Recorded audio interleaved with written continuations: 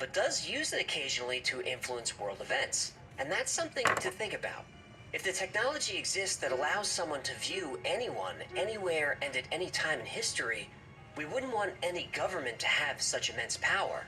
And the only worse institution to be the steward of this technology that I can think of is an organized religion. So, with that in mind, I don't know if the chronovisor is real, but for all our sakes, I really hope it isn't. Thank you so much for hanging out with me today. My name is AJ, that's Hecklefish. This has been the Y-Files. If you had fun or learned anything, do me a favor and like, subscribe, comment, and share. Those things really help a small channel. Now, I love the secrets of the Bible and the Vatican, so I'd like to do more of these. And if you want to hear those stories, let me know in the comments. Until next time, be safe, be kind, and know that you are appreciated.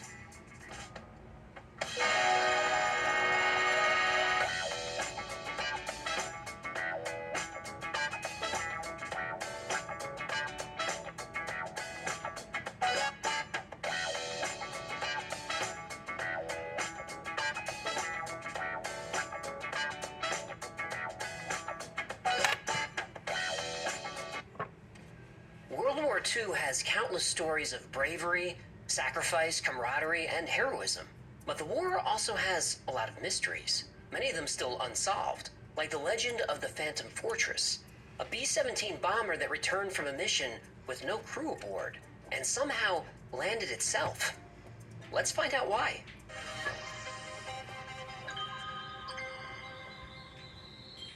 The first thing they heard was the distant roar of the plane's engines. I can hear those fighter planes. And I can hear those fighter planes. Why? You too, Sunday Bloody Sunday. I know the song. Can you at least let me get into the story before... Sunday Bloody Sunday. Okay, I'm sorry. Go ahead with your thing. Thank you. But I'm right here if you need me. The first thing they heard was the distant roar of the plane's engines. On November 23rd, 1944, the ground crew at the Royal Air Force Base in Kortenberg, Belgium, looked to the sky. If the sound wasn't a giveaway, the distinctive silhouette was. This was a B-17, a massive 35,000-pound U.S. Army bomber called the Flying Fortress. And this fortress was headed right for them, rapidly. There was no landing scheduled that day, so the ground personnel assumed this was an emergency. It was coming in at very high speed, flying erratically, and had its landing gear down. And as the bomber got closer, the soldiers started to panic.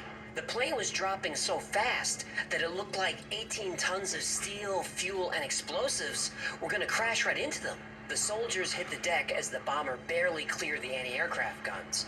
Then they felt the earth shake as the B-17 crashed into the ground.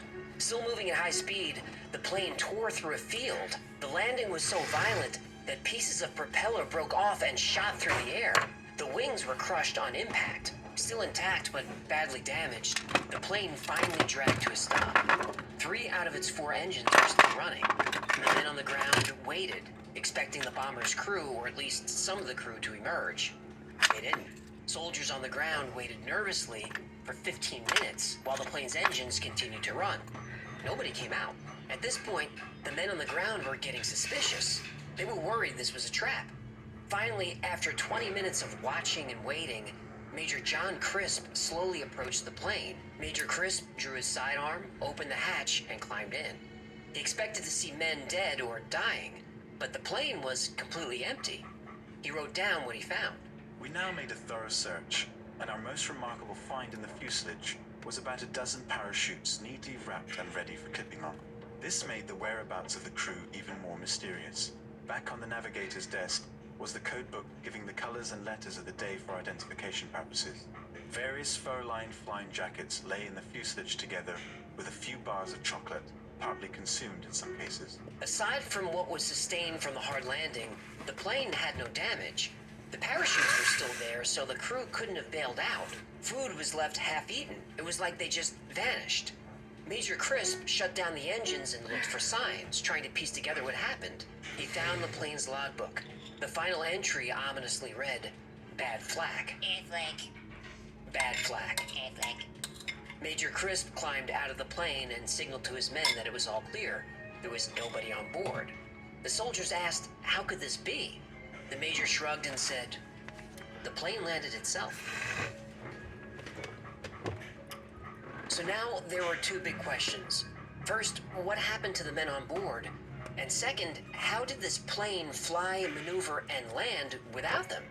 The press called the plane the Phantom Fortress and the Ghost Ship, and the story was published in Stars and Stripes and became an instant legend. Investigators identified the B-17 as part of the 91st Bomber Group out of East Anglia, England. The base had records that the plane had taken off with a full crew. There was plenty of evidence that they were on board, but now they were nowhere to be found. Now that the Army had the names of the men, calls went out to every base and post in the area. And after a few days, all 10 men were found in perfect health. They were at a nearby air base in Belgium. Lieutenant Harold R. DeBolt was the pilot and explained what happened. His B-17 was flying a mission over Mersburg, Germany, bombing oil refineries. And dreaded Mersburg, as it came to be known, had twice as many anti-aircraft guns as Berlin. Almost 160 B-17s were shot down over the city, so these were dangerous skies. And as the bomber group climbed to 28,000 feet to begin its run, DeBolt noticed he had a malfunction in one of his engines and couldn't make it to bombing altitude. Then another malfunction forced the plane off course. Now drifting away from its bomber group, DeBolt's B-17 was vulnerable. The bomber drifted into German anti-aircraft fire and was taking a lot of damage, both from the ground and from fighters in the air. The plane quickly filled up with smoke and fire. DeBolt attempted to drop his ordnance, but the bomb rack was jammed.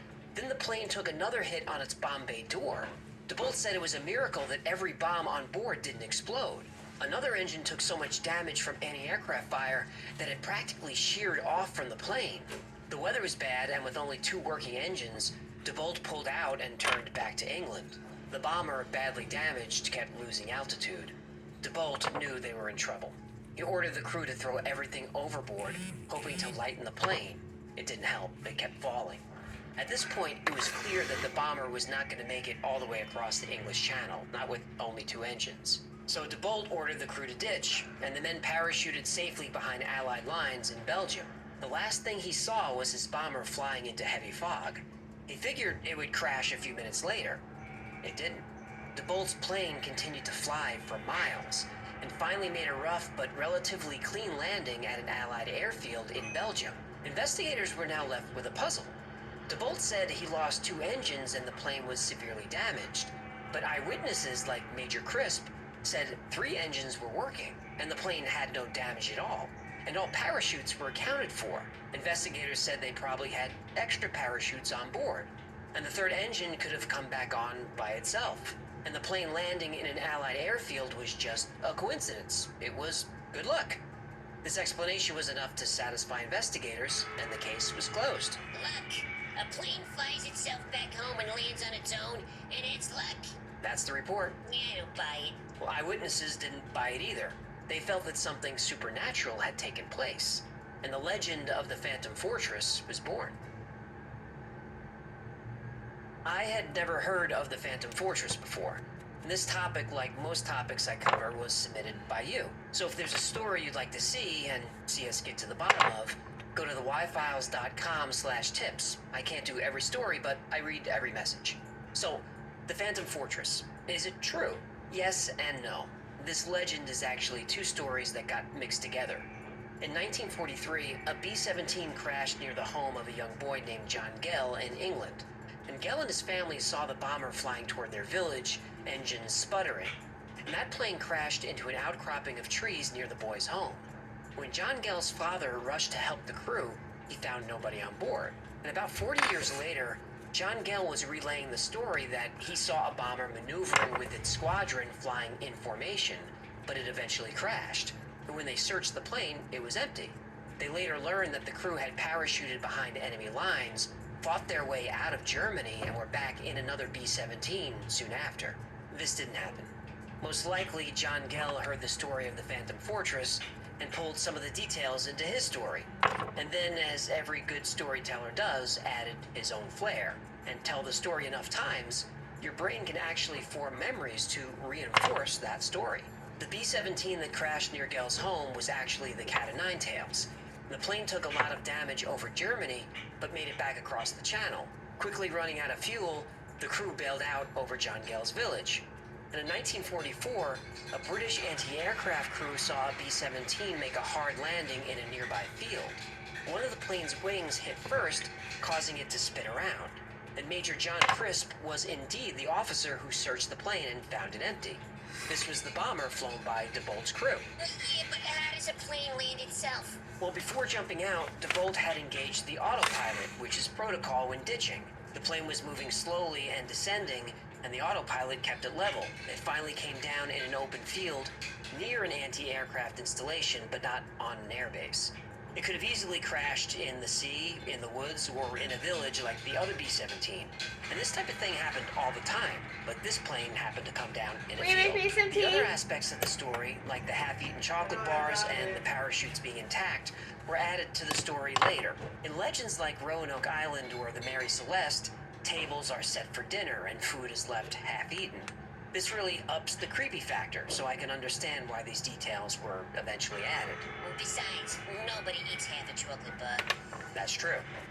We know what really happened because there are detailed records of these planes, their crews, and their missions, and I'll link to them below if you want to learn more. The legend of the Phantom Fortress, while a great ghost story, is just a story.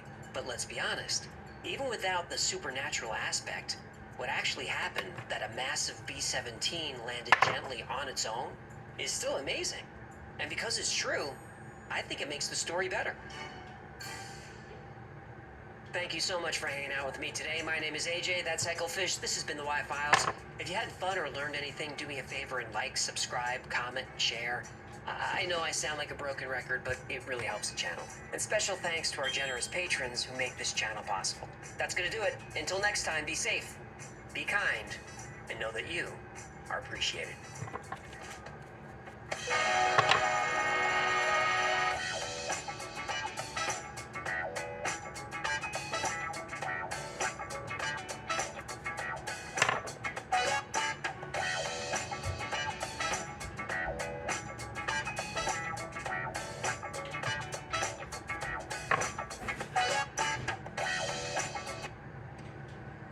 In 1943, the USS Eldridge was made invisible and teleported from Philadelphia to Virginia.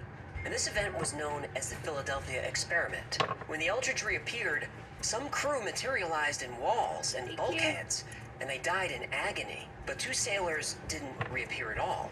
The two men, who happened to be brothers, were presumed dead or lost. They weren't dead.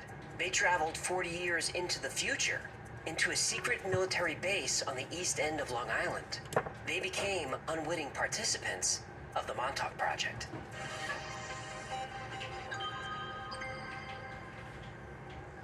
In the early 70s, Preston Nichols, an engineer who specialized in electromagnetism, worked for a defense contractor on Long Island. And during this time, he was working with a group of psychics studying telepathy and getting good results. He discovered that telepathy behaves exactly like a radio wave. For some reason, at the same time every day, his subjects' minds would be blocked, and he had no idea why. After 3 years of this strange phenomenon, Nichols brought in radio equipment to monitor the signals during the psychic blackout. He learned that whenever 410 to 420 megahertz was detected, his subjects were jammed. And after 20 minutes, the signal would dissipate and the psychics would open back up. Nichols built a mobile transceiver and tracked the origin of the signal to Montauk Point on the east end of Long Island, New York. More specifically, he traced the signal to a large radar tower on Montauk Air Force Base, so there was nothing he could do about it. The radio interference continued for a few years and eventually stopped. Nichols didn't give it much thought until he received a call from a friend who said the Air Force Base was now abandoned and he should go check it out. And the base was deserted, but for some reason, it was a mess. You would expect the military to decommission a base in a clean and orderly way, but not Montauk. It was as if whoever was working here cleared out in a hurry. And after exploring, Nichols came across a young homeless man who was living in one of the abandoned buildings. The young man acted nervous. He said he was a military technician who worked there, but he deserted when a large beast appeared and tore through the facility, forcing the project to shut down. Nichols asked the man what he meant by a beast and a project. The young man seemed confused. He said, "You don't remember? You're Preston Nichols. You ran the Montauk Project."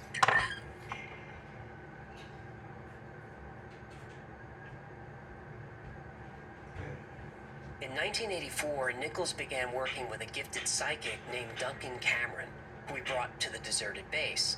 Immediately, Duncan knew his way around. He recognized the buildings and knew specific details like where the mess hall was. The more they explored, the more information Duncan was able to provide. A number of disturbing experiments happened on the property for years. Duncan started to realize he was part of them. When they entered the large transmitter building, Duncan went into a trance.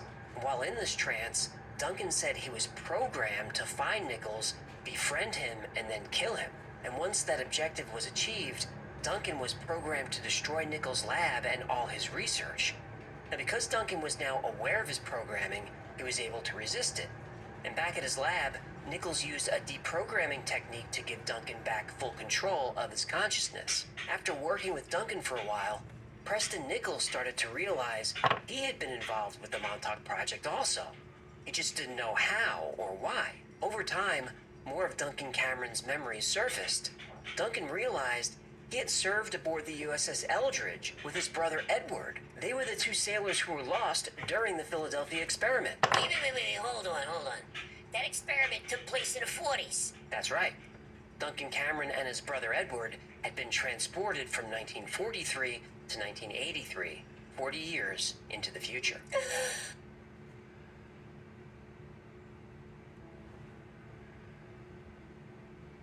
Preston Nichols started to notice strange things when he was at work. People he didn't know seemed to recognize him. He was copied on mail and included in meetings that didn't apply to his position in the company. One day, Nichols was sitting at his desk when he felt an ache in his hand. He looked down at the back of his hand, and he had a Band-Aid covering a fresh wound. A wound he didn't have 15 minutes earlier. And this happened more than a few times. On one occasion, Nichols even confronted the company nurse and asked her if he'd been there for a Band-Aid. She said he hadn't and had no idea what he was talking about. As time went on, Preston Nichols began to realize that he was living two separate lives. One day he had what he calls an intuitive urge to visit the basement. This was a high security area. Only maybe 10 people in the company had the clearance to be there, and he wasn't one of them. He reluctantly took the elevator down. He gathered himself to try to appear natural and walked right up to the security guard. And even though he had never been in this area and had no idea what happened here, the guard gave him a badge with his name on it and waved him through. Whether by muscle memory or just by using his gut, Nichols seemed to know where he was going. He finally arrived at a plush office, much nicer than his own, and on the large desk was a nameplate, Preston B. Nichols, Assistant Project Director. Preston Nichols now had real physical evidence that he was living two lives, one as an engineer, the other as a senior member of a top-secret government program called the Montauk Project. By early 1990, all of Nichols' memories of the project had come back, and it was worse than he could have imagined.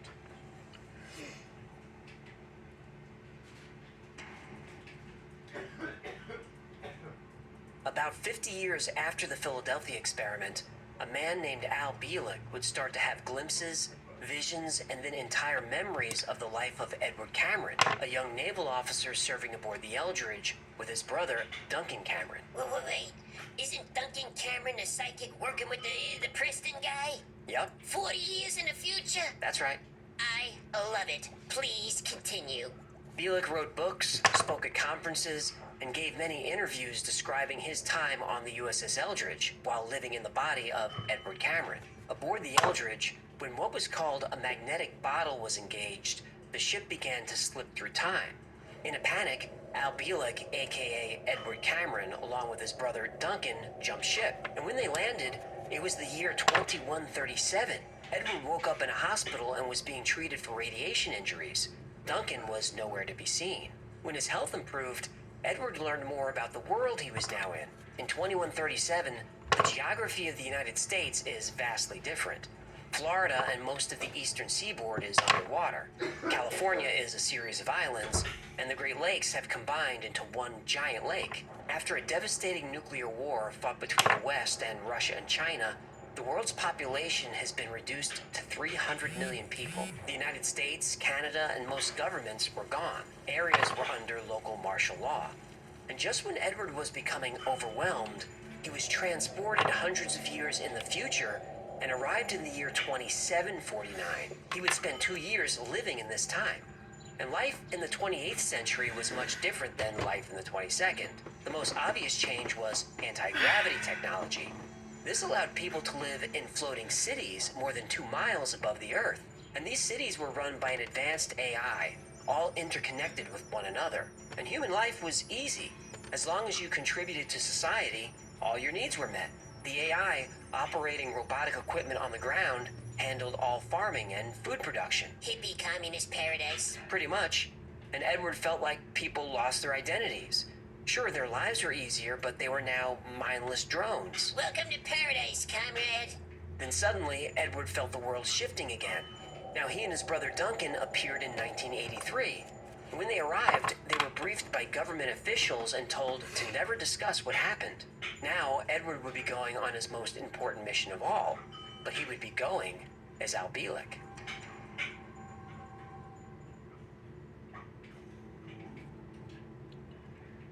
In 1990, Al Bielek's brother, Duncan Cameron, now had full recollection of the Philadelphia experiment and the Montauk Project, as did Preston Nichols, and their memories were terrifying. Back in 1967, their story of time travel and teleportation intrigued researchers at Brookhaven National Labs. Technicians at Brookhaven had made an interesting discovery. The men serving aboard the USS Eldridge were susceptible to mind control. This breakthrough obviously had military applications. The United States could use this technology to tell an enemy's army to not fight. Wars could be won without losing a single life. And America could take over the planet by controlling everybody's mind. That's a scary thought. Hello. They already do it. What do you mean? Now, come on. The government uses the news media, big tech, and Hollywood to turn you people into sheep. Okay, look, having a point of view is not really mind control. People can still think for themselves. Brookhaven scientists were excited to get started. The Montauk Air Force Station was the perfect place. It was deserted, remote, and had all the equipment they needed. It even had the largest radar antenna in the world, an antenna powerful enough to broadcast high-powered signals for hundreds of miles or more. The goal was to broadcast on the right frequency that could alter and control the human mind. The Montauk experiment had now begun.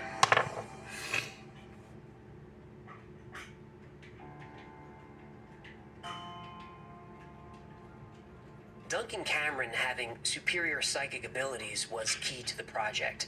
He was able to withstand a tremendous amount of electromagnetic energy, and this was necessary to survive the Montauk chair. The Montauk chair was essentially a mind-reading device. It was a large metal chair covered in coils and sensors, and also connected to the chair were 3 receivers, 6 channels, and a Cray supercomputer. If you sat in the Montauk chair, your psychic abilities could be tremendously amplified. Whatever image was in your mind was displayed on the computer screen. The first tests were to see what would happen when Cameron was electrocuted with different amounts and frequencies of energy. They learned that different frequencies could elicit different emotions, and specific frequencies could make him sleep.